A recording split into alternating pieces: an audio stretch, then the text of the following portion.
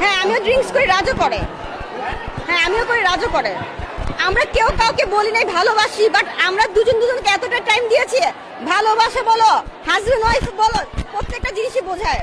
টানা ও মনে তো বাসায় একদিন থাকতো, 5 দিন থাকতো আমার কাছে, এইরকম করতে করতে টানা 2 থেকে 2.5 মাস সম্পর্ক আমাদের হয়েছে। ড্রিঙ্কস করেছে, আপনিও ড্রিঙ্কস করেছেন।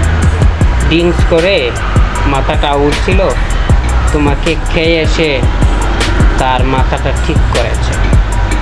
এতদিন এমনভাবে চলাফেরা করেছো, হাজব্যান্ড ওয়াইফ যেভাবে থাকে এইভাবে।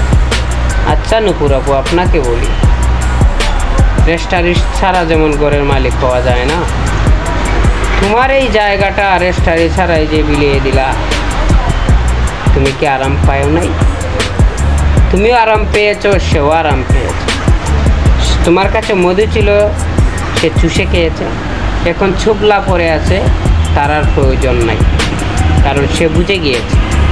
তুমি একটা অচেনা মানুষের সাথে যদি 3টা মাস মিলন করতে পারো, স্বামী স্ত্রীভাবে থাকতে পারো, তাহলে থাকে ছেড়েও অন্য আরও পুরুষকে দিয়া নিজের চাহিদা মেটাইতে পারো।